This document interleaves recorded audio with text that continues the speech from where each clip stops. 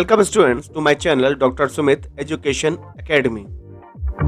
मैंने आपके लिए बोर्ड एग्जामिनेशन के लिए एक सीरीज स्टार्ट करी है जिसमें मैं अकाउंटेंसी के जितने चैप्टर आपके बुक्स में हैं एवरी चैप्टर से 20 एमसीक्यूज लूँगा और आपको पढ़ाऊँगा। यदि आपने अपने बोर्ड एग्जामिनेशन में जो एग्ज़ाम पेपर आपके पास आएगा उसमें 20 एमसीक्यूज आएंगे अकाउंटेंसी के पेपर में, यदि आपने 20 एमसीक्यू सही कर लिए तो आपके 20 मार्क्स बिल्कुल पक्के हो जाएंगे और आपका रिजल्ट बहुत अच्छा हो जाएगा और आपका जो अकाउंटेंसी मार्क्स है वो भी अच्छे आएंगे। इस 20 एमसीक्यूज को हम सॉल्व करेंगे चैप्टर वाइज और इसके लिए मैं पूरी सीरीज आपके लिए मैंने बना रहा हूँ। तो हर चैप्टर जो आपको पढ़ाऊँ 20 एमसीक्यूज उसको अच्छी तरह देखिएगा और समझिएगा। तो आइए चलते हैं, देखते हैं अकाउंटेंसी के chapter 1 accounting for partnership is the concept उसके 20 एमसीक्यू। फर्स्ट क्वेश्चन आ रहा है आपके में, which one of the following item is recorded in the profit and loss appropriation account. Means इनमें से कौन सा item profit and loss appropriation account में लिखा जाता है। Which of one of the following items is recorded in the profit and loss appropriation account? First है interest on loan, second partner salary, rent paid to the partners commission और fourth है manager commission. अब मैं समझाता हूँ आपको कि इनमें से कौन सा आइटम प्रॉफिट एंड लॉस में लिखा जाएगा। आप भी देखिए कौन सा लिखा जाएगा, सोचिए, बताइए आंसर। यदि आपका आंसर इंटरेस्ट ऑन लोन है तो ये गलत है। यदि आपने पार्टनर सैलरी लगाया है तो इसको देखते हैं बाद में। यदि आपने आंसर रेंट पेड लगाया है तो ये भी गलत है। यदि आपने मैनेजर कमीशन लगाया है तो ये भी गलत है। इसका सही आंसर है पार्टनर सैलरी। क्यों है, देखिए मैं आपको समझाता हूँ। इंटरेस्ट ऑन लोन, यदि किसी पार्टनर ने फर्म को लोन दिया है, यदि कोई मान लीजिए पार्टनर है और उसने फर्म को लोन दिया है, ये फर्म हो जाती है, फर्म मतलब जिसमें वो पार्टनर्स हैं, ठीक है। फर्म का मतलब क्या होता है कि जहाँ पर सभी पार्टनर्स मिलकर अपने कैपिटल लगाते हैं और उस फर्म को ऑपरेट करते हैं। यदि किसी पार्टनर ने लोन दिया है इसको फर्म को, तो फर्म क्या पे करेगी, उसको इंटरेस्ट पे करेगी, इंटरेस्ट पे करेगी। तो ये फर्म के लिए क्या हो गया, ये फर्म के लिए हो गया चार्ज अगेंस्ट प्रॉफिट। क्यों हो गया, क्योंकि एक कंपलसरी पेमेंट है फर्म के लिए, क्योंकि फर्म पार्टनर का अमाउंट यूज कर रही है तो फर्म के लिए क्या है, कंपलसरी पेमेंट है, इसलिए इसको बोलते हैं हम चार्ज अगेंस्ट प्रॉफिट, ठीक है। तो जो इंटरेस्ट लोन है वो किस में आएगा, वो आएगा प्रॉफिट एंड लॉस अकाउंट में, वो एप्रोप्रिएशन में नहीं आएगा, इसलिए ये आंसर क्या हो गया, गलत हो गया। पार्टनर सैलरी, पार्टनर सैलरी किस में आएगी, पार्टनर सैलरी आएगी P&L एप्रोप्रिएशन अकाउंट में, क्योंकि ये फर्म पे डिपेंड करता है, ये फर्म पे प्रॉफिट अवेलेबल है तो पार्टनर को सैलरी देगी। यदि फर्म पे प्रॉफिट अवेलेबल है तो वो पार्टनर को सैलरी देगी, यदि पार्टनर पर अमाउंट अवेलेबल नहीं है तो सैलरी नहीं देगी। रेंट पे टू द पार्टनर्स, ये भी क्या है, ये भी चार्ज अगेंस्ट प्रॉफिट है, क्योंकि जो फर्म होगी वो पार्टनर की किसी लैंड बिल्डिंग का यूज़ वो कर रही होगी, किसी असेट्स का, पर्टिकुलर असेट्स का वो यूज़ कर रही होगी, इसलिए वो पार्टनर्स को क्या पे कर रही है, रेंट पेड कर रही है, तो ये भी क्या है, charge against profit. Similarly manager commission, ये भी क्या है, चार्ज अगेंस्ट प्रॉफिट, ठीक है। मैनेजर तो आपका एम्प्लॉय है, आपके यहाँ वर्क कर रहा है, आप उसे कमीशन दे रहे हैं किसी पर्टिकुलर वर्क के लिए या टास्क के लिए, तो ये भी क्या है, चार्ज अगेंस्ट प्रॉफिट। तो इसका सही जो आंसर बनेगा वो क्या बनेगा, पार्टनर सैलरी, ठीक है। यदि आपने A, C, D लगाया है तो आंसर आपका गलत है। सही आंसर क्या है इसका, सही आंसर है B, पार्टनर सैलरी, ठीक है। चलते हैं नेक्स्ट क्वेश्चन पर, आपको समझ में आ गया होगा। यदि किसी भी क्वेश्चन में डाउट हो तो आप इसे कमेंट करके पूछ सकते हैं। चलते हैं नेक्स्ट क्वेश्चन। नेक्स्ट क्वेश्चन आपके में आ रहा है, क्वेश्चन है interest on capital will be paid to the partners if provided for in the partnership deed but only out of means यदि फर्म को इंटरेस्ट ऑन कैपिटल पेड करनी है partners को, जो पार्टनर ने कैपिटल लगाई है फर्म के अंदर उस पर इंटरेस्ट पेड करनी है फर्म को, if provided for in the partnership deed, और किसमें लिखा हुआ है ये पार्टनरशिप डीड में, बट ओनली आउट ऑफ, तो ये इंटरेस्ट ऑन कैपिटल है जो पार्टनर्स को देनी है वो किस में से फर्म पे करेगी, रिजर्व में से, सॉरी प्रॉफिट में से, रिजर्व में से, एक्यूमुलेटेड प्रॉफिट में से या फिर गुडविल में से। इसमें सही ऑप्शन क्या होगा, थोड़ा सोच लीजिए और बताइए। इसका जो सही आंसर होगा वो होगा प्रॉफिट्स। कंपनी जो इंटरेस्ट ऑन कैपिटल पे करेगी वो किस में से करेगी, प्रॉफिट में से। यदि कंपनी के पास प्रॉफिट अवेलेबल है तो वो इंटरेस्ट ऑन कैपिटल पे करेगी, यदि प्रॉफिट अवेलेबल नहीं है तो इंटरेस्ट ऑन कैपिटल पे नहीं वो कर पाएगी। रिजर्व इसका गलत आंसर है क्योंकि कंपनी रिजर्व में से इंटरेस्ट ऑन कैपिटल का पेमेंट नहीं करती है। सिमिलरली एक्यूमुलेटेड प्रॉफिट में से, ये भी एक रिजर्व का पार्ट ही होता है, और गुडविल में से तो इंटरेस्ट ऑन कैपिटल कभी पे नहीं होती, तो इसका सही आंसर होगा प्रॉफिट।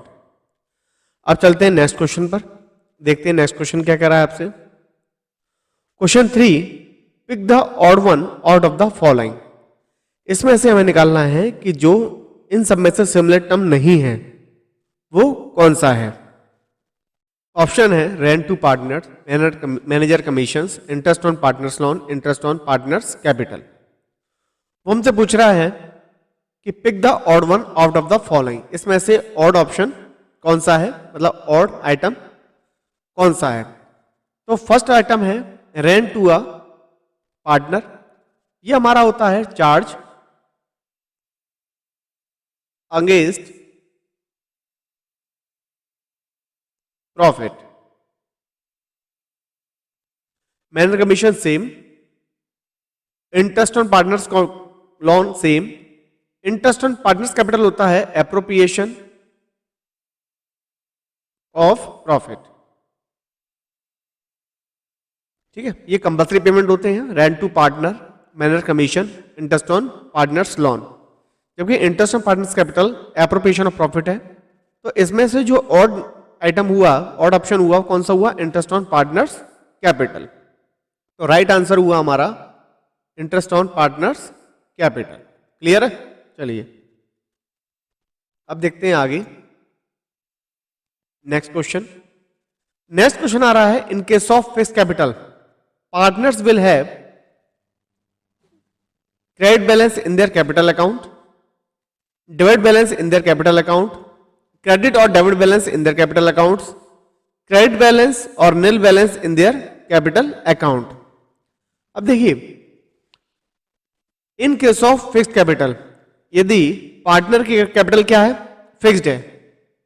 फिक्स मतलब कैपिटल में कोई भी चेंज नहीं होता, तो या तो पार्टनर ने कैपिटल लगाई होगी, या तो किसी पार्टनर ने कैपिटल लगाई होगी, या फिर वो स्लीपिंग पार्टनर होगा तो उसने कैपिटल नहीं लगाई होगी। तो या तो फिर उसके पास क्रेडिट बैलेंस होगा कैपिटल का, या फिर नील बैलेंस कैपिटल का होगा। इस बात को ऐसा समझ सकते हैं कि यदि कोई पार्टनर फर्म के अंदर है, मान लेते हैं ए पार्टनर फर्म के अंदर है या बी पार्टनर फर्म के अंदर है, तो या तो ये दोनों कैपिटल लेके आए होंगे, या फिर वो कैसे पार्टनर होंगे, स्लीपिंग पार्टनर, या फिर वो अपना कोई भी कंट्रीब्यूशन कर रहे होंगे विदाउट कैपिटल। तो जो बैलेंस होगा, क्रेडिट बैलेंस होगा कैपिटल का, या फिर नील बैलेंस होगा कैपिटल अकाउंट का। क्लियर है, तो पहला ऑप्शन दे रखा था credit balance in their account, सही तो ये भी है, लेकिन ये क्या है, इनकम्प्लीट इंफॉर्मेशन। और जो डी पॉइंट है, जो ऑप्शन दे रखा है, ये क्या है, कंप्लीट इंफॉर्मेशन, या तो क्रेडिट बैलेंस या फिर nil balance in their capital accounts. Second है डेबिट बैलेंस, डेबिट बैलेंस नहीं होगा क्योंकि कैपिटल फिक्स है, तो डेबिट बैलेंस क्वेश्चन में नहीं हो सकता।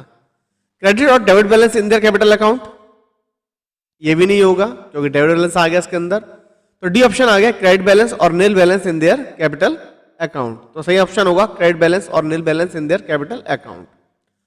अब चलते हैं नेक्स्ट क्वेश्चन पर।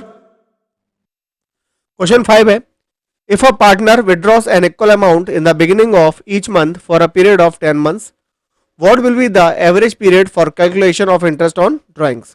ऑप्शन है 6.5, 7.5, 6 मंथ, 5.5 मंथ। मतलब कोई पार्टनर है जो विड्रॉ कर रहा है beginning of each month for a period of 10 month, means जो पीरियड है वो 10 मंथ का है और जो पार्टनर है वो विड्रॉ कर रहा है बिगिनिंग ऑफ ईच मंथ, तो उसका एवरेज पीरियड कितना होगा? मतलब जो इंटरेस्ट इन ड्राइंग कैलकुलेट करेंगे हम, इंटरेस्ट ऑन ड्राइंग, उसका एवरेज पीरियड क्या होगा? तो देख कैसे करेंगे कि देखिए जो फर्स्ट विड्रॉ है, जो कोई पार्टनर है वो कब करेगा? मान लेते हैं वो फर्स्ट विड्रॉ करता है 1 अप्रैल को, ठीक है, और लास्ट विड्रॉ कब करेगा? लास्ट विड्रॉ करेगा वो बिगिनिंग ऑफ 10 मंथ। तो 10 मंथ कब एंड होगा आपका? अप्रैल, मई, जून, जुलाई, अगस्त, सितंबर, अक्टूबर, नवंबर, दिसंबर और जनवरी। उसका जो 10 मंथ का पीरियड फिनिश होगा वो होगा कब होगा? 31 जून जनवरी को, तो उसकी बिगिनिंग में, मतलब 1 जैन को। तो देखिए जो फर्स्ट विड्रॉ होगी 1 अप्रैल को होगी और लास्ट विड्रॉ होगी 1 जैन को। इसके बाद जो टाइम लेफ्ट रहेगा वो 10 का रहेगा और 1 जैन के बाद जो टाइम लेफ्ट रहेगा, टाइम लेफ्ट वो कितना रहेगा? 1 मंथ का। तो 10 और 1 कितना हो गया? 11 का एवरेज पीरियड निकालेंगे कितना हो जाएगा? 5.5। तो इसका आंसर कितना आ जाएगा? 5.5। फर्स्ट विड्रॉ के बाद टाइम लेफ्ट और लास्ट विड्रॉ के बाद टाइम लेफ्ट, 10 और 1, एवरेज पीरियड कितना आ गया? 5.5। तो इसका आंसर आ जाएगा 5.5। नेक्स्ट क्वेश्चन आ रहा है, क्वेश्चन नेक्स्ट आ रहा है आपके में,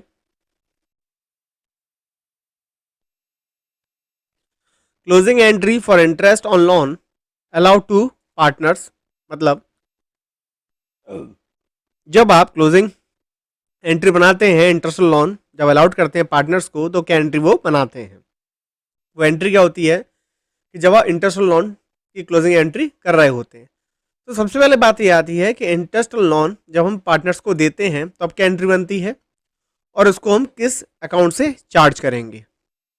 तो देखिए जो जब हम पार्टनर्स को लोन देते हैं और जब उससे इंटरेस्ट उस पर चार्ज करते हैं तो क्या एंट्री बनती है? एंट्री बनती है इंटरेस्ट चार्ज करने की, इंटरेस्ट ऑन लोन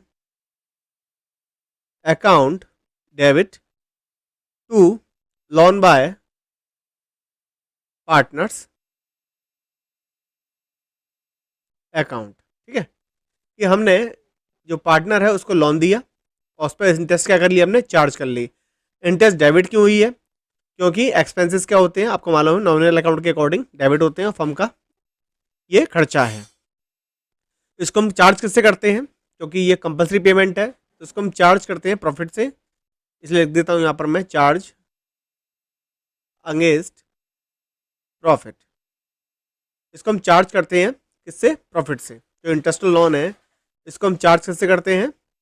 प्रॉफिट से। तो इसलिए जो इंटरेस्ट ऑन लोन है इसको, इसकी एंट्री में क्या बनाएंगे? क्लोजिंग एंट्री क्या बनाएंगे? इसको हम चार्ज करेंगे प्रॉफिट एंड लॉस अकाउंट। तो profit and loss account debit to interest on loan account. तो एंट्री क्या बनाई? Profit and loss account debit to interest on loan. अब देखते हैं एंट्री कहाँ पे हो रही है। पहले एंट्री है interest on partners loan account debit to profit and loss, ये गलत है। Interest loan debit to profit and loss appropriation, ये भी नहीं है। हाँ, ये एंट्री मिल गई हमें, profit and loss account debit to interest on partners loan account. तो हमारा आंसर हो जाएगा सी। तो क्लोजिंग एंट्री जो इंटरेस्ट हम अलाउड कर रहे हैं किसको?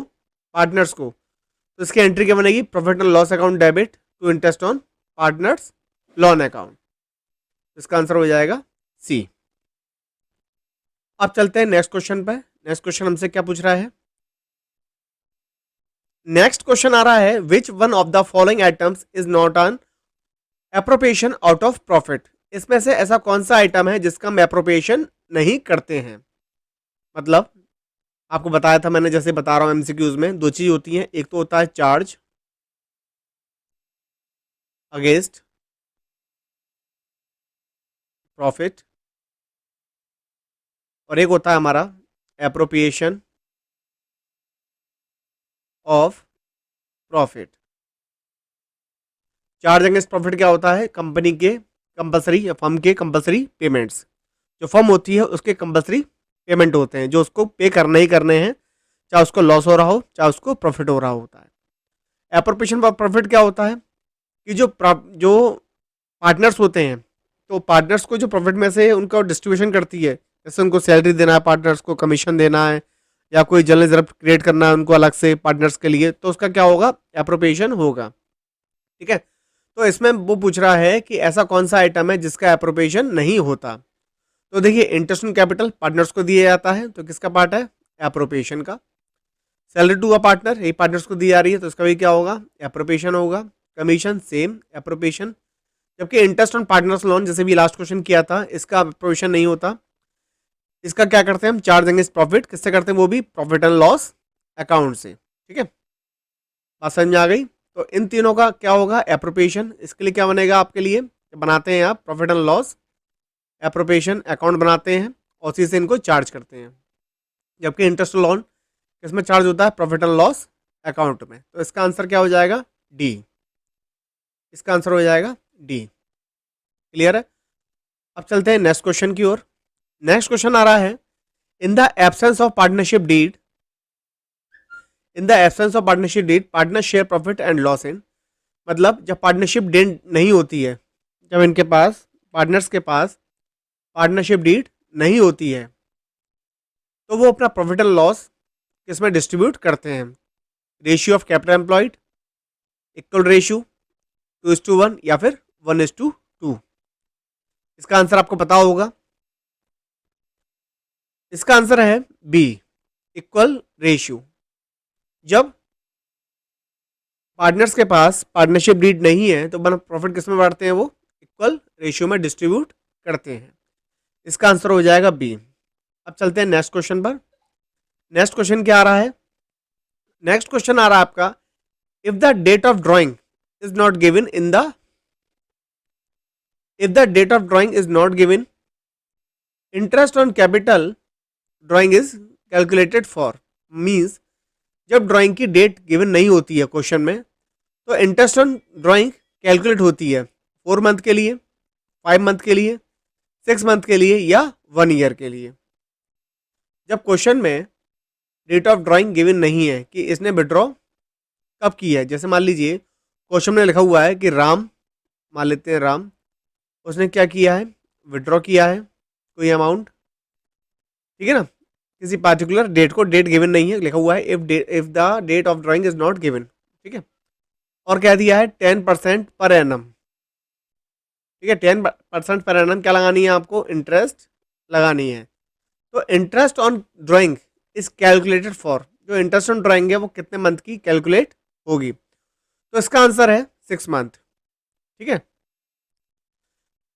लेकिन यदि यहाँ पे टाइम पीरियड गिवन है तो टाइम के अकॉर्डिंग निकल जाएगी इंटरेस्ट, लेकिन फिलहाल तो यदि टाइम पीरियड गिवन ही नहीं है तो इंटरेस्ट जो लगेगी वो कितने मंथ की लगेगी, 6 मंथ की। ठीक है, क्योंकि 6 मंथ कैसे आया, 12 मंथ का हमारा ईयर होता है, इसका हाफ कर दिया तो कितना आ गया, 6 मंथ की आप क्या लगा देंगे, इंटरेस्ट लगा देंगे। ठीक है, इसका आंसर हो जाएगा सी। अब चलते हैं नेक्स्ट क्वेश्चन पर। नेक्स्ट क्वेश्चन आ रहा है आपके में, ये असर्शन रीजन है,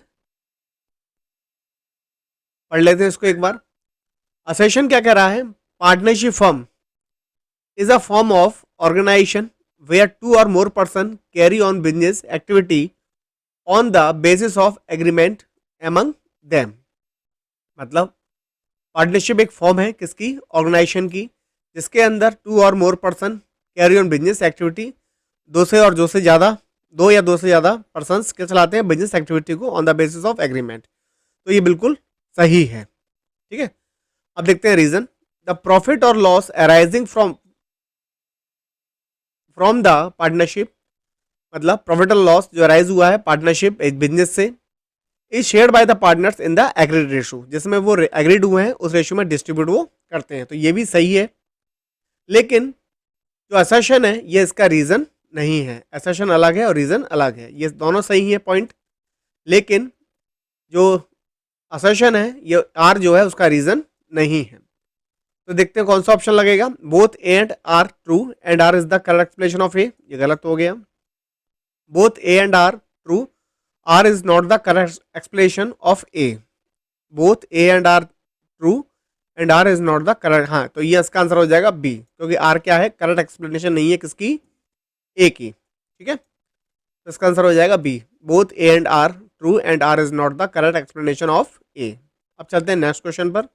नेक्स्ट क्वेश्चन आएगा इस क्वेश्चन के बाद 11 आपसे कह रहा है which of the following is not incorporated in the partnership act, means इसमें से कौन सा पॉइंट इनकॉर्पोरेटेड है, sorry is not incorporated in the partnership act, इसमें से ऐसा कौन सा पॉइंट है जो इनकॉर्पोरेटेड नहीं है इन पॉइंटों में से। तो देखिए जो पार्टनरशिप डीड होती है, यदि फर्म ने पार्टनरशिप डीड, मैं लिख देता हूं यहां पर, पार्टनरशिप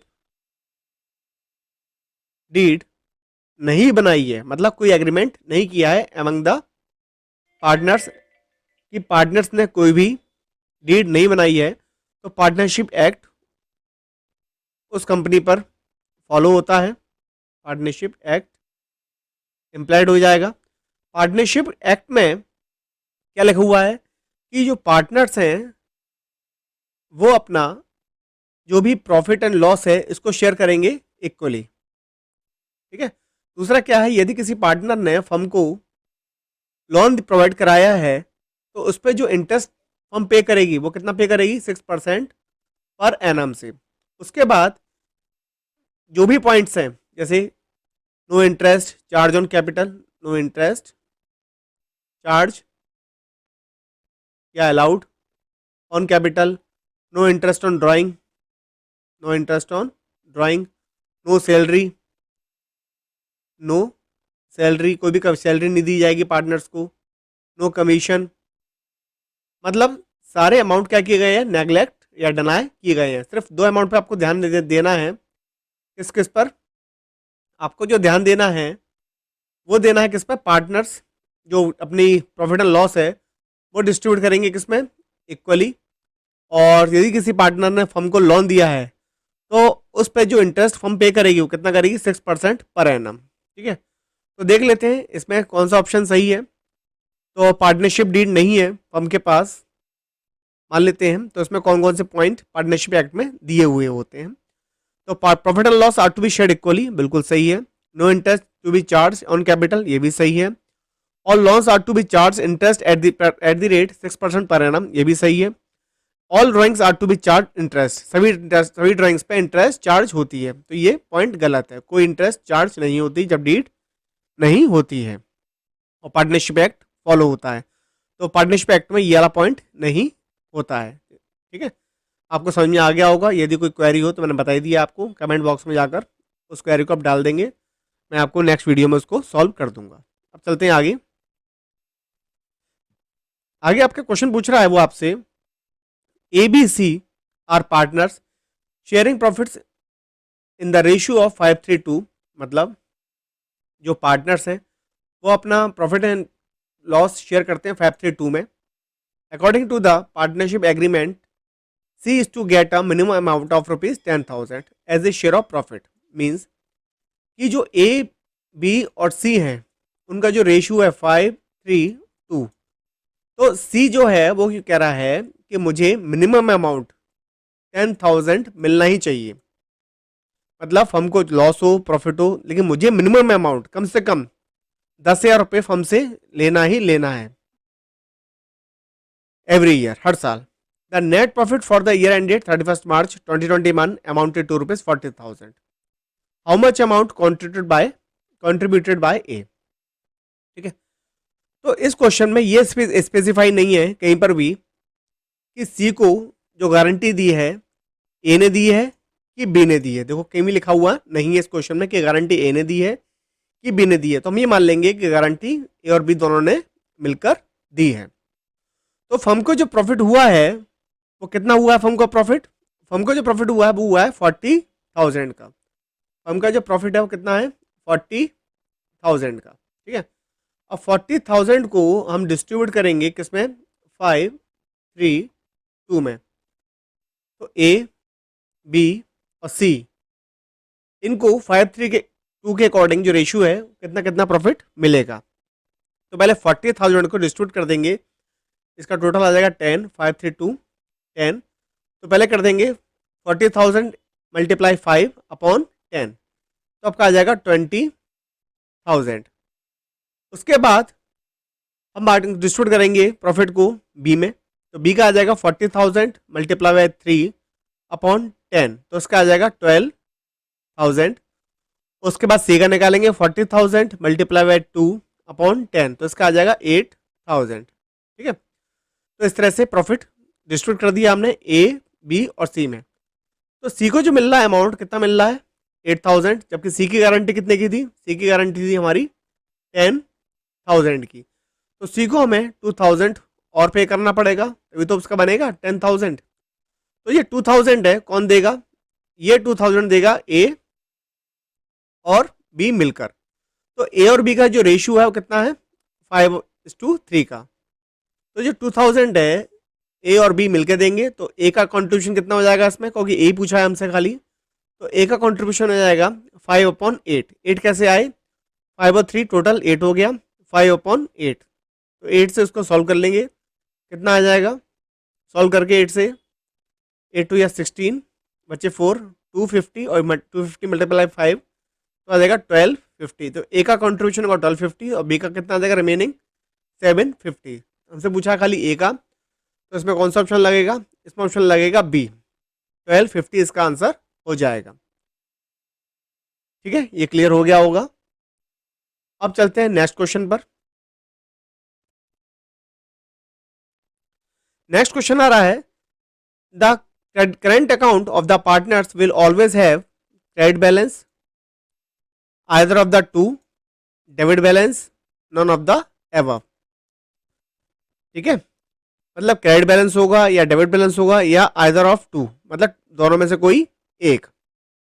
ठीक है, तो देखिए करेंट अकाउंट का बैलेंस कुछ भी हो सकता है, वो डेबिट भी हो सकता है और क्रेडिट भी हो सकता है। तो इसका ऑप्शन क्या लगेगा, इसका ऑप्शन आ जाएगा आपका B, either of the two, credit और डेबिट में से कोई भी एक। ठीक है, चलते हैं नेक्स्ट क्वेश्चन पर। 40 नंबर का क्वेश्चन आ रहा है, profit and loss appropriation account is prepared to,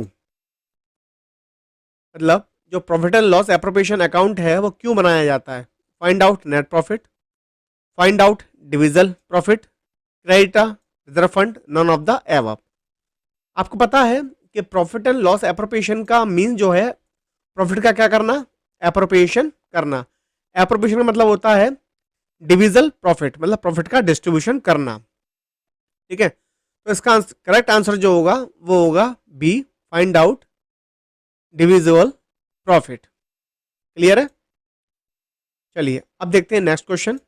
next question क्या आ रहा है, नेक्स्ट क्वेश्चन आ रहा है 15 आपके में, when the time of withdrawals is not mention, मतलब विड्रॉल का टाइम मेंशन ना हो, मतलब जैसे आपकी विड्रॉल कब हुई है, ड्राइंग कब की गई है, interest on drawing is charge, ये तो पता ही है, बता चुका हूँ लास्ट आपको कि जब ड्राइंग का टाइम पता नहीं होता क्वेश्चन में तो उसका क्या लगाते हैं हम, फॉर 6 मंथ। ठीक है, हाफ, मतलब 12 मंथ हमारे ईयर में होते हैं, तो उसका जस्ट हाफ फॉर 6 मंथ, ये होता है एवरेज पीरियड। ये भी इजी हो गया। अब चलते हैं next. In the absence of a partnership deed, partners are not entitled to receive, ये भी पता है आपको क्योंकि ये बता चुका हूं मैं आपको कि यदि पार्टनरशिप डीड नहीं है तो पार्टनर्स आर नॉट एंटाइटल्ड, मतलब पार्टनर्स को नहीं मिलता टू रिसीव, क्या नहीं मिलता, commission, interest on capital, salary या ऑल। तो आपको पता है कि हम पार्टनर्स को सिर्फ दो चीज देते हैं, इक्वली प्रॉफिट और दूसरा 6% से इंटरेस्ट, वो भी किस पर, ऑन लॉन। ठीक है, ये दो चीज हम देते हैं, बाकी सब हमारा उसमें नेगलेक्ट करते हैं, डिनाई करते हैं। तो उसका आंसर हो जाएगा ऑल ऑफ द एबव। अब चलते हैं नेक्स्ट क्वेश्चन पर। नेक्स्ट क्वेश्चन आ रहा है आपका में, which accounts are open when the capitals are fixed, कि जब पार्टनर्स की कैपिटल फिक्स होती है तो हम कौन सा अकाउंट ओपन करते हैं। आपको पता है कि जब कैपिटल फिक्स है तो सारे ट्रांजैक्शंस, जैसे ट्रांजैक्शन में कौन सी, रिवोल्यूशन, रिलाइजेशन बन रहा है, ठीक है, या फिर ड्राइंग विड्रॉ हुई है प्रॉफिट में से, या फिर interest on capital, commission, interest on drawing, सारा हम लिखते हैं करंट अकाउंट के अंदर, क्योंकि कैपिटल क्या है, फिक्स, हम कैपिटल को चेंज नहीं करते हैं। इसके लिए ओपन करते हैं हम कैपिटल एंड करंट अकाउंट दोनों ही, कैपिटल फिक्स कैपिटल के लिए और करंट जो एडजस्टमेंट है, जो ट्रीटमेंट है अकाउंटिंग या जो पे करना है, जो एडजस्टमेंट है, उसके लिए हम करंट अकाउंट ओपन करते हैं। क्लियर है? उसके बाद चलते हैं नेक्स्ट क्वेश्चन। नेक्स्ट क्वेश्चन आ रहा है, partnership deed is also called, partnership deed को और हम क्या कहते हैं? आर्टिकल ऑफ एसोसिएशन, ये हम नहीं कहते क्योंकि ये कंपनी में होता है, कंपनी इसको मेंटेन करती है। प्रिंसिपल ऑफ पार्टनरशिप, ये भी नहीं होता। आर्टिकल ऑफ पार्टनरशिप, हाँ क्या बोलते हैं उसको हम, आर्टिकल ऑफ पार्टनरशिप, मतलब पार्टनरशिप के रूल्स। प्रोस्पेक्टस कंपनी इशू करती है, ये भी इसमें पार्टनरशिप डीड में नहीं होता, हम क्या बोलते हैं उसको, आर्टिकल्स ऑफ पार्टनरशिप। क्लियर है? पार्टनरशिप डीड को क्या कहा जाता है, आर्टिकल ऑफ पार्टनरशिप। अब चलते हैं नेक्स्ट क्वेश्चन पर। नेक्स्ट क्वेश्चन आ रहा है, maximum number of partners in a partnership firm can be, मतलब आपको पता है कि मिनिमम जो नंबर पार्टनर्स होते हैं वो कितने होते हैं, 2 होते हैं। जो मिनिमम नंबर ऑफ पार्टनर हैं वो कितने होते हैं, 2। मैक्सिमम कितने होते हैं, मैक्सिमम नंबर 50, 20, 100 या नो लिमिट। जो मिनिमम मेंबर्स होते हैं वो 2 होते हैं और मैक्सिमम नंबर जो होते हैं पार्टनरशिप में वो कितने होते हैं, 50। किसी भी पार्टनरशिप में मैक्सिमम नंबर्स कितने हो सकते हैं, 50 मेंबर्स हो सकते हैं। न्यू कंपनी एक्ट, जो न्यू कंपनी एक्ट है उसके अकॉर्डिंग जो मिनिमम नंबर्स होते हैं वो 2 होते हैं पार्टनरशिप के और मैक्सिमम कितने होते हैं, 50। ठीक है, चलिए देखते हैं नेक्स्ट क्वेश्चन और लास्ट क्वेश्चन इस सीरीज का। इन the absence of any provision interest on capital will be calculated for, यदि कोई प्रोविजन नहीं है इंटरेस्ट ऑन कैपिटल को लेकर, तो जो इंटरेस्ट ऑन कैपिटल है वो चार्ज होती है 6 मंथ के लिए, 1 ईयर के लिए, 1 मंथ के लिए या फिर नो इंटरेस्ट। इसका आंसर आपको पता ही है, जैसे मैं आपको लास्ट बता चुका हूं कि जब पार्टनरशिप डीड कंपनी या फर्म मेंटेन नहीं करती है तो उसके लिए जो रूल्स है पार्टनरशिप एक्ट में वो क्या है, नो इंटरेस्ट, कोई भी इंटरेस्ट चार्ज नहीं होगी, मतलब पार्टनर्स को कोई भी इंटरेस्ट पे नहीं होगी कैपिटल पे। आई होप ये क्वेश्चन आपको समझ में आ गए हों। यदि फिर भी कोई क्वेरी आपकी रह गई हो उन क्वेश्चनों में या अलग से, तो आप मुझे कमेंट करके बता सकते हैं, मैं आपको अलग से वीडियो बना के उसमें डाल दूंगा। ये जो सीरीज़ है जब मैं आपके लिए बना रहा हूँ ये आपके लिए बहुत इंपॉर्टेंट है और यहाँ पे आपके 20 MCQs मैंने आज फिनिश करा दिए अकाउंटेंसी के। इस चैनल पे आप बने रहिए और अकाउंटेंसी के ऐसी 20 MCQs अकाउंटिंग जितने चैप्टर्स हैं उनके आप लेते रहिए और सीखते रहिए।